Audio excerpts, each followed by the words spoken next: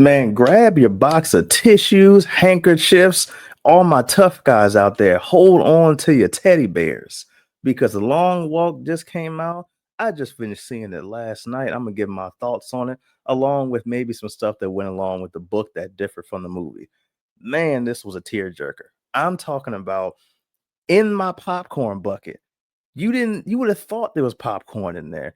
It's just filled with tears. I filled up my entire popcorn bucket with tears and said, "I'm sorry to all the ushers in the movie theater. They have to clean up all that water." You hear what I'm saying? It is emotional. So let's get right into it. Now, I'll just give you a little bit of the backstory. So this is set in not a post-apocalyptic world. I won't go that far, but it is kind of like a dystopian future, or dystopian world rather. So it's kind of like Stephen King was going for, is if we lost the Vietnam War so bad that all of America's resources are fucked up. Most people in the world are poor. Most people in America are poor as fuck. And they have all the young boys volunteer for this thing called the Long Walk. The Long Walk is basically 50 young boys between, I'd say they're all teenagers. No one's over the age of like 18, 19. They will have to walk until they drop, and there's only one person left standing. And not only do they have to walk until no one's left standing, there are rules to follow. So the rules are, if you in the movie, you have to keep a pace of at least 3 miles per hour. In the book, it was four. If you go below that, you get a warning. You get one warning, and then every couple of seconds, you'll get another warning. Once you get the three warnings, you get what's called a ticket. Ticket is kind of like you get your brains blown out. And they show that in the movie. It's actually pretty gory. So the story starts off, and we have this guy, Ray, being driven by his mother, who's very tearful, of course, teary eyed, driving him to the starting line at 8 a.m. When Ray gets to the starting line, he makes friends immediately, and they call him the Three Musketeers, even though it's four of them. And by the way, Ray is played by Cooper Hoffman, and that is Philip Seymour Hoffman's son. So we got Ray, we have Peter McFreeze. Peter McFreeze played by David Johnson.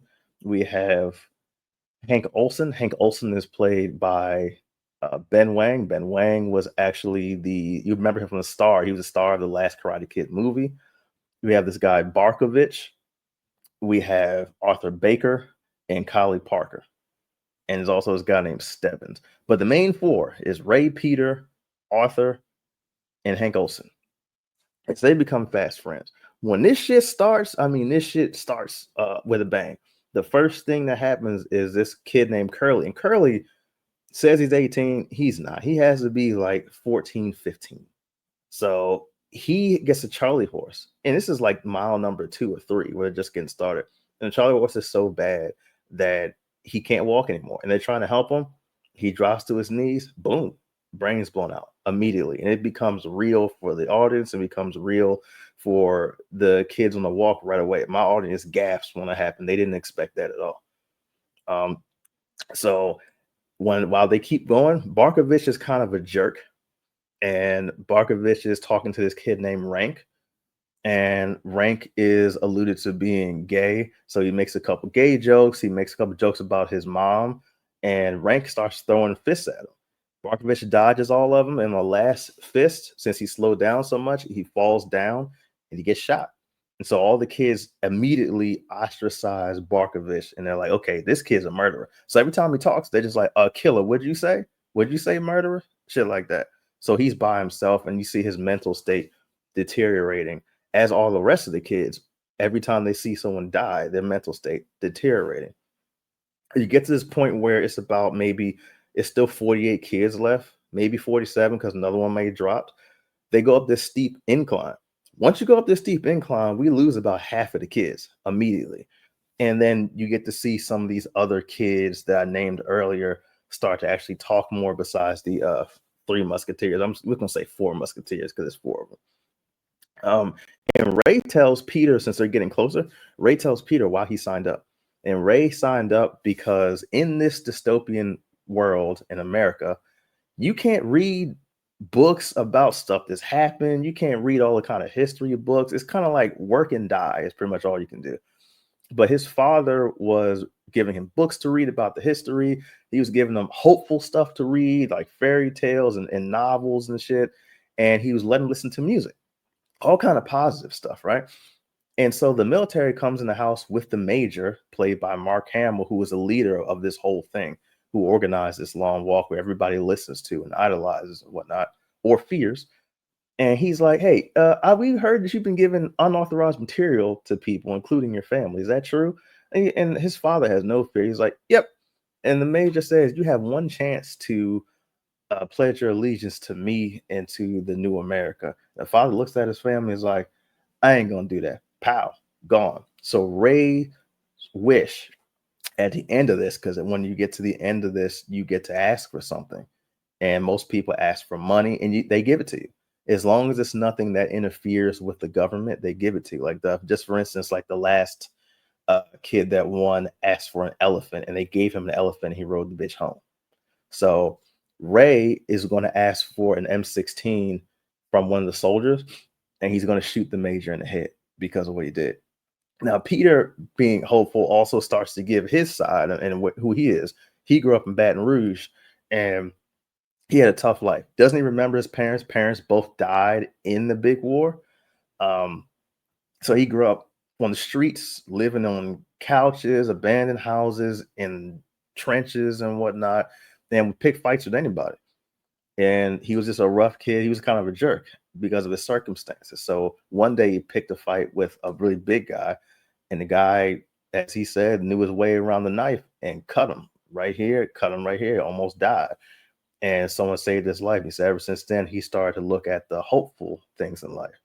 And he's begging Garrity not to do this because he thinks he has something to live for. He's like, you have a mother back home that you need to live for. You need to go do something positive that's going to change it. Killing the major may change something small, but maybe getting some money and spreading it about the community will give everybody hope, and they'll always remember you for that. So there's a couple of instances where he shows this kind of hopeful attitude he has because he'll point to rainbows, he'll point to all kind of stuff on the side of the road. Like when they see bystanders watching them, some of the kids like Collie and Stebbins are negative about it. And Peter's like, no. What I see on the side of the road, I see people that have hope in us, and I see families. Something that I didn't have. That I'm always hopeful when I see family. So Peter's a very hopeful guy, and he's a pretty positive guy. He gets along with everybody in the group. I like him a lot. But this movie does a good job of doing, even though Barkovich is an asshole and Stebbins and Collie kind of jerks, you kind of still feel for him in these moments because you see every single time something happens, a little bit their humanity shines through. And that's what got me and what got the audience. I mean, I'm telling you, I had to lift my glasses up like several times to hit with one of these because it's heartbreaking, heartwarming. It kind of makes you want to look at the person next to you in a movie theater, grab their hand, and just say something positive. Like for instance, the couple next to me were joking around with each other, and the girl was like was talking to her boyfriend because he left something in the car. I guess it was a snack or something. She's like, "God damn it, you kidding me?" I said, "Hey, you better be nice, but watch this movie. This could happen." And we all started laughing. It's just it's a real feel good together human moment in this movie, and you get those human moments every couple minutes. This it really did the book justice. I'm telling you, I read this in high school. I felt this in high school. Everybody should see this movie, and it makes you really want to look at your neighbor and say, "Man, I like your shoes." Something positive. So anyway, I'm rambling on, on with the good feelings, but you get my point. Like it made me feel good in this movie. So when Stebbins is kind of still closed off from the group and stuff. But he does tell Ray and Peter, he said, "Man, Olsen isn't cracking jokes anymore. He's looking kind of downtrodden." And Olsen is delirious because he's been walking so long. At this point, it's like 200 miles without you can't stop to do anything. You can't even shit. You have to do drive by or walk by shits, walk by pisses. And they show that in the movie too. You have to, or they'll shoot you for that. which is, that shows how crazy these military members are following this guy. So they go over to Hank, and Hank is like going crazy. He runs over to one of the soldiers, tries to take their gun, gets shot. And because he tried to do that to make an example out of him, the soldiers just shoot him and let him bleed out there, crying. Arthur Baker, being the religious guy he is, even tries to run over there in some emotional moment. He tries to lift them up and carry them, and all the other kids have to stop them so they don't all die. That was an emotional moment. I love Hank Olsen, like the spirit of the group, who was kind of a jerk, but he's like a sarcastic little jerk. I mean, it was sad to see him go. Like, I knew it was coming out. I was still sad. So they all agree, because they find out he had a wife. They all agree to, if they win, get some money and send it to his wife. Like, they're all coming together. Every single one of the group says that, even the jerks. So everybody's having these human moments. So it's just Barkovich, Ray, Peter, Baker, Stebbins, and Collie left. That's it. And Barkovich starting to have a mental breakdown because of what he did to that kid Rank, and had him, executed. And he's apologizing profusely. He's crying. He asked Ray, because Ray is seen as more accepting than Peter would be. And he said, "Man, can I join the Musketeers? Like, I'm really sorry. I'm all alone," and blah, blah, blah. And Ray is yeah, he's sympathetic. He's, yeah. And before he can even get Peter's okay, and Peter was going to say okay, Barkovich stands in front of him and stabs himself with the spoon that he was carrying. Shot dead after he stabbed himself in the neck. So then we have 4. It's just Ray, Peter, Baker, Stebbins, and Collie. That's 5. My math is off. See how emotional I'm getting? I can't count. So Stebbins, it starts to say crazy shit. He's like, you know what? We should stop helping each other. Every time someone goes down, we've been helping each other. Let's stop doing that. Because let's be real. So I'm going to be one of us. He's not a team player, even though they have these human moments. But Ray and Peter are still like this. They still close because of what they're going through. Ray eventually sees his mom on the side of the road. He's getting closer to Maine, where he lives. And then it's like, he's been pretty calm for the most part. Then it hits him. He's like, "Oh shit, I shouldn't have done this. I'm leaving my mom alone." Now, this is a contrast from the book, because the book, his mother understood, and it was his girlfriend that was on the side of the road that was actually, worried about him, whatnot. And Peter has to save him because he's trying to hug his mom. He just wants a hug, and they're going to shoot him. So he had to save him and keep his pace up and keep going. Like I said, Peter and him, thick as thieves.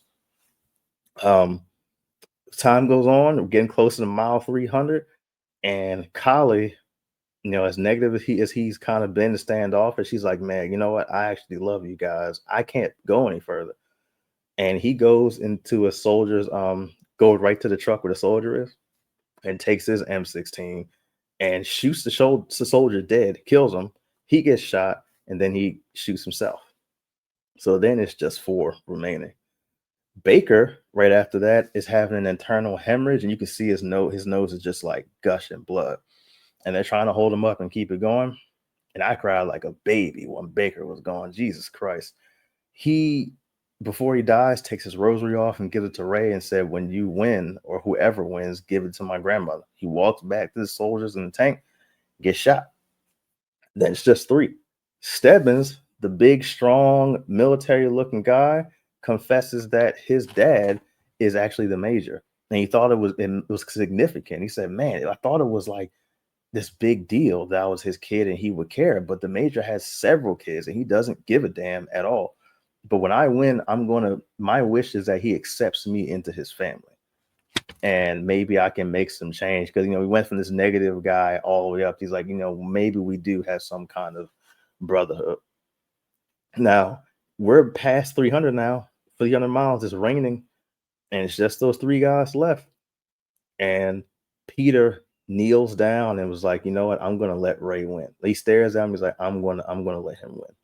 I'm going to let him win. And Stebbins dies. He drops down. He's sick. He drops down and dies in this moment. And Ray picks Peter up. And this is a contrast from the book too. Like, the book is a complete 180. In the book, Peter actually is the one that is just, he doesn't just drop down, let Ray win. Peter in the book actually is getting read a fairy tale from Garrity, and then he falls asleep and falls asleep standing up, and then he dies. So it's a complete 180, because when Ray picks Peter up when he drops down in the movie, um, Ray ends up falling down because he can't walk anymore. So Peter wins. And Peter did a complete again turnaround. It was like, you know what, this was my brother. Give me that M16. That's what I want. Takes the M16 and kills the Major. And then the movie ends. Now in the book, after Peter dies from falling asleep, Stebbins is still alive. And Ray sees this big dark figure in the distance. And he looks at Stebbins. He's like, do you see this big dark figure? Stebbins grabs him, drops dead from exhaustion.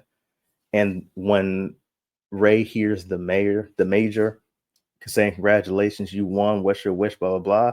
Ray ignores him and starts going towards the dark figure, and even starts to sprint towards the dark figure, and the book is over. Now, it alludes to, obviously, this dark figure is death.